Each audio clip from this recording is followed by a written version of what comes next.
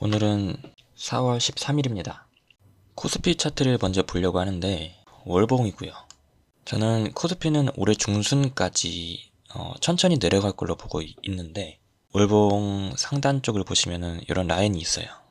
이게 가장 강한 저항이 될 텐데 이 위쪽이 6100, 코스피 지수로 6100 정도 됩니다.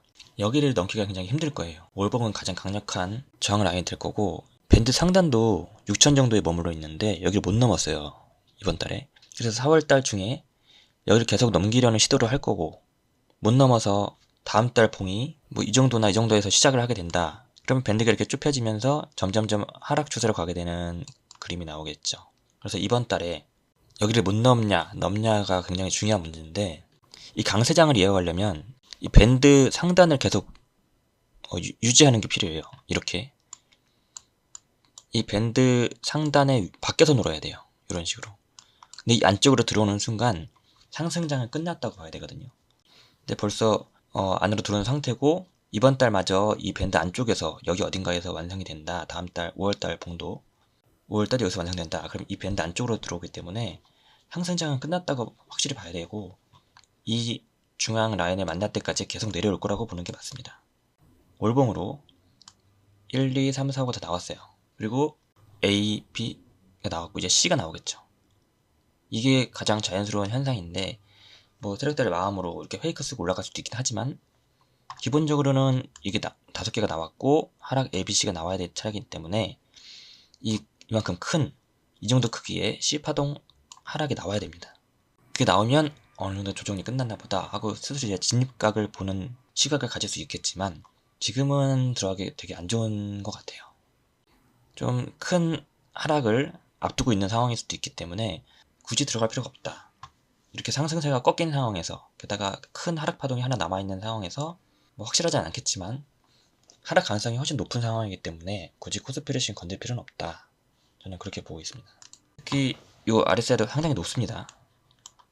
이런 식으로 내려올 때까지 기다리는 게 낫겠죠. 해외에 큰 자본을 굴리는 자산가들은 평소에는 거래를 하지 않고 이 월봉이나 연봉 기준으로 이런 바닥이 왔을 때만 매수를 싹 한다고 하거든요. 근데 걔네들은 이때도 사고 이때도 사고 이때도 사고 이때도 사고 이때도 사요. 다 사요. 항상 거래를 해요. 그래서 이랬다가도 항상 다시 본전이 오거나 손실을 봐요. 큰돈 굴리는 사람들은 몇 년에 한 번씩만 거래를 하고 이런 식의 그냥 이때 팔든 자기가 팔고 올라가도 미련 갖지 않고 그런 식으로 거래를 한다고 하는데 그래야 벌 수 있는 거죠. 사실 확실하게 안전한 확률로. 우리처럼 뭐 10년 내내 거래를 해가지고는 절대 벌 수가 없을 거예요. 평소에는 가만히 있다가 찌들을 모으고 있다가 이런 바닥 구간에서만 사야 되는데 그 기준이 되는 게 월봉 RSI가 바닥일 때 일봉 주봉으로 너무 짧기 때문에 사이클이 이 월봉이 바닥일 때만 산다. 또 약간 그런 개념을 가지고 접근하려고 하기 때문에 몇 년을 기다려야 될지 몰라요. 이게 반년에서 1년 정도 걸릴 수도 있어요. 이렇게 내려오는데 이렇게만 해도 지금 26년 말이죠. 어차피 사서 물리면 1, 2년 들고 있는 분들도 많아요. 그러니까 물려있는 것보다는 그냥 현금 사서 기다리자.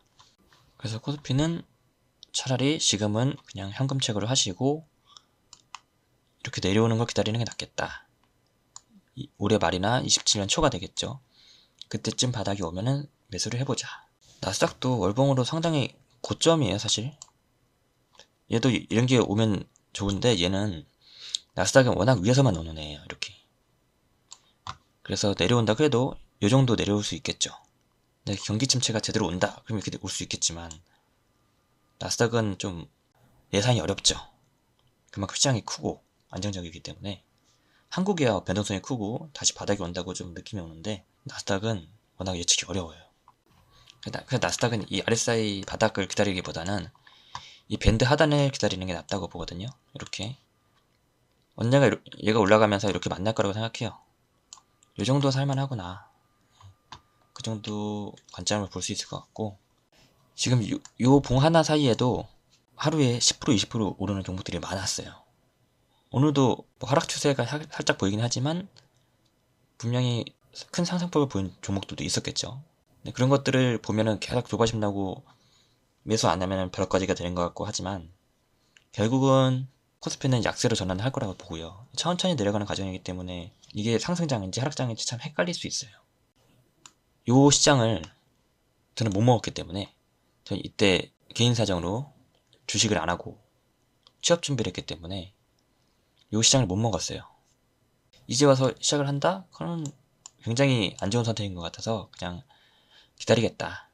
그래서 차라리 지금 새로운 파동을 시작하는 것 같은 부동산을 투자하자라고 생각을 했다는 게 제 관점이라고 말씀드렸고요. 지금 트럼프는 이런 식으로 계속 흔들어요. 전쟁을 끝내줄 것 같이 말하다가 또 싸운 것처럼 얘기하다가 줬다 뺏었다를 계속 반복하는데 한참 이럴 것 같아요. 올해 중순까지 계속 이럴 것 같고, 전쟁이라는 게 자기도 리스크가 크기 때문에 금방 끝내고 없애버릴 재료는 아니다 라고 제가 말씀드렸었죠. 계속 이렇게 흔들면서 이 사람이 원하는 거는 결국은 물가 상승이기 때문에 전쟁이 끝나도 물가는 오를 거고, 이미 뭐 부동산 입장에서도 건설비가 다 올라버렸고, 뭐 유류비 오르면 모든 운송수단으로 활용되는 모든 재료가 다 오르고 식품도 오르고 물가가 많이 오르게 느껴지잖아요. 이제 느끼시지 않나요?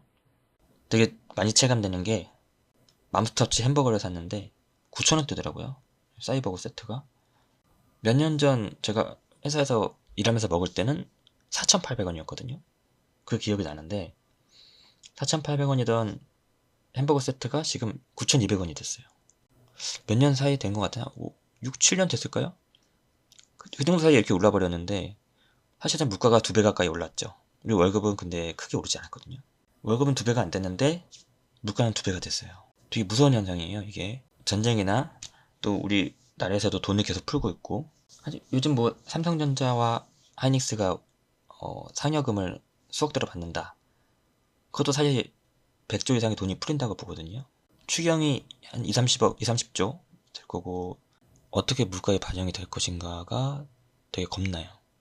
물가 상승폭이 거의 이런 식으로 될 것 같아요. 이렇게 올라오고 있었지만 점점 가팔라지면서 물가 상승이 가속화되는 구간에 접어들었다고 봅니다. 지금 이 구간.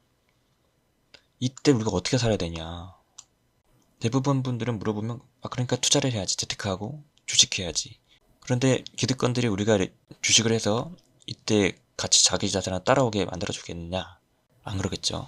자기들만 먹으려고 하겠죠. 사람 욕심이란 끝이 없으니까. 지금 계층 사다리를 거쳐 사는 것도 우리는 그냥 개 돼지가 되게 바라는 거죠. 자기들만 부자가 되려고 하는 거고.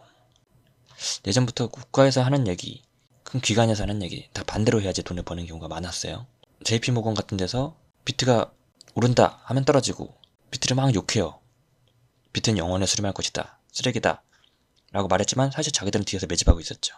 그런 것처럼 대중을 속이는 게 기득권들의 기본적인 자세예요. 그래서 지금 트럼프 하는 행동도 속내려 봐야지 지금 이 사람이 미쳐서 이런 건 아닐 거예요. 노망에 들어서 이럴까요? 전쟁도 돈을 벌 수 있으니까 하는 거고 다 자기 개인적인 욕심을 채우고자 하는 일일 텐데, 국가를 정말 위하는 걸까? 미국을 위해서 이럴까요? 자기 자신과 자기 집안을 위해서 하는 거겠죠. 이 사람이 이걸 어떻게 이용하는지 계속 속내를 고민해 봐야 되는 거죠. 그래야지 우리가 대응할 수 있는 거고. 전쟁은 최대한 길게 끌고 가는 게 맞을 것 같고, 그 사이에 물가는 미친듯이 오를 거고, 그게 정해진 수순인 것 같아요.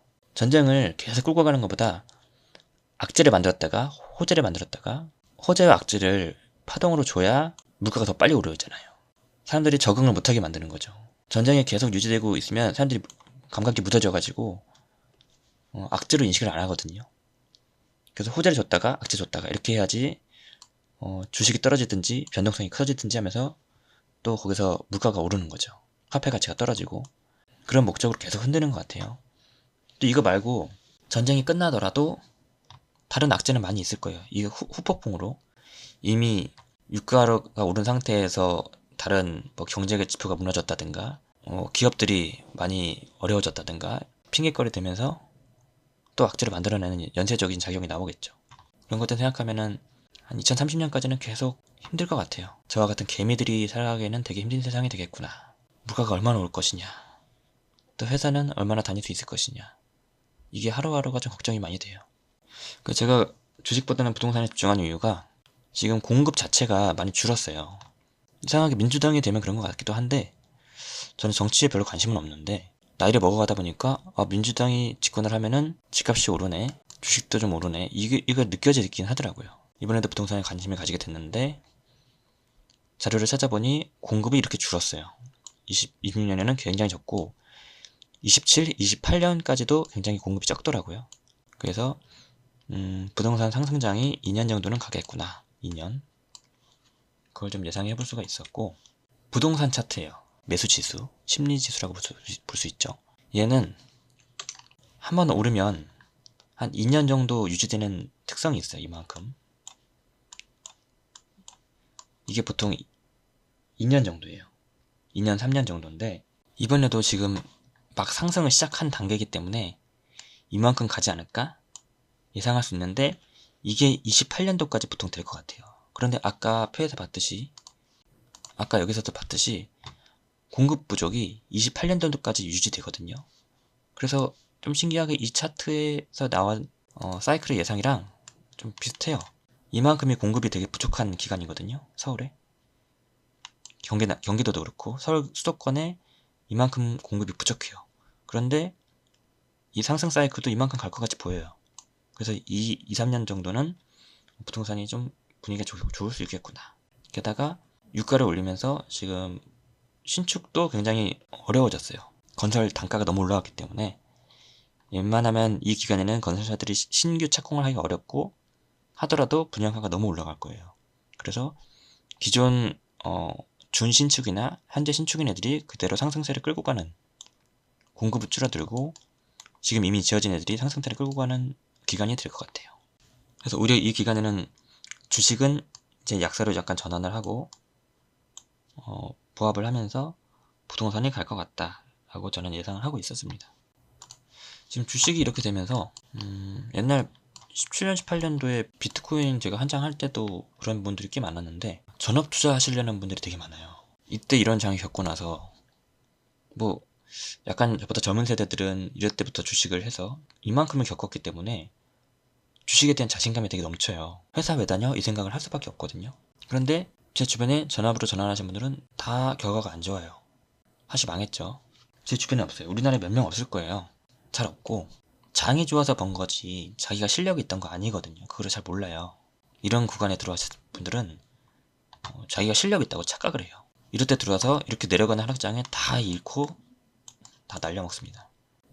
그래서 저는 전업을 굉장히 추천하지 않는데 전업을 하더라도 자기 본업은 있어야 돼요. 돌아갈 곳이 있어야 돼요. 투자라는 건 항상 실패할 가능성이 훨씬 높기 때문에 지금 약간 젊으신 분들의 경우에는 충분히 자기 기반을 다지고 안정적인 회사를 찾고 상황이 잘못돼도 반드시 돌아갈 수 있는 곳을 만들어 놓고 전업을 하셔야 돼요. 뭐 지금 요즘은 중고생들도 많이 투자를 하는데 특히나 학생들은 전업이 꿈이 되면 안 될 것 같아요. 그 결과가 좋은 걸 본 적이 없기 때문에 실패하더라도 다시 재기할 수 있는 기반을 만들어 놔야 되는 거죠. 그게 지금 안정적인 직장을 찾는 것이고 투자는 시드가 제일 중요하잖아요. 시드를 볼 수 있는 좋은 직장을 먼저 구하고 실패에 대한 보험을 들어놔야 되는 거죠. 투자는 항상 실패할 수 있기 때문에. 그래서 전업보다는 안정적인 직장을 가지면서 조금씩 투자의 비율을 올려가는 식으로 차라리 하시는 게 맞고 그게 어느 정도 성공이 됐고 자리를 잡았을 때 전업을 전환하셔야지 이런 기간에 돈 좀 만졌는데 이렇다고 갑자기 전환하시면 분명히 망해요. 특히 어리거나 젊은 분들은 굉장히 비추합니다. 전업은 10대, 20대 분들은 하락장을 제대로 겪어보지 않아서 그래요. 상당히 주의하셨으면 좋겠고 언제든지 자기가 실패했을 때 재도전할 수 있는 기반을 마련을 하셔라. 저는 그렇게 생각을 합니다. 지금 주식시장을 굉장히 좋게 보는 분들도 있어요. 그래서 그런 분들하고도 좀 대화를 해보면 좋은데 저는 올해 중순까지 약세장을 보지만 아닌 분들도 좀 모셔서 같이 대화를 해보면 어떨까? 재밌을 것 같긴 하거든요. 예전 회사 동료분들 중에 주식 투자 성공률이 굉장히 높은 동생이 있어요. 그분을 모셔가지고 대화를 해보면 어떨까? 약간 라디오 진행하듯이 손실을 아직 본 걸 못 봤어요. 성공률이 굉장히 높은 분이거든요. 옛날 엔비디아 투자부터 해서 환율 투자도 하시고 굉장히 안목이 깊고 판단력이 좋아요. 또 나올 때도 잘 나오고 빠져나오기도 잘하고 잘 들어가고 이런 분이고 또 한 분은 버블닷컴 시절 전부터 계속 투자를 오래 해오신 분이 계신데 그분은 최근에 많이 벌어서 이제 좀 조기 은퇴 아직 50대 초반인데 조기 은퇴하셔서 이제 좀 여유로운 생활을 즐기겠다라고 하시더라고요. 이런 분들을 주변에 좀 있는 분들을 모셔서 얘기를 들어보면 재밌을 것 같아요. 그래서 제 얘기만 할 게 아니라 조만간에는 이런 분들을 모셔가지고 같이 투자 얘기를 해보면 어떨까 싶습니다. 자, 어쨌든 오늘은 여기까지 하고요. 제가 지켜보다가 큰 변화가 생길 것 같다, 관점의 변화가 생겼다라고 하면은 다시 영상 올리도록 하겠습니다.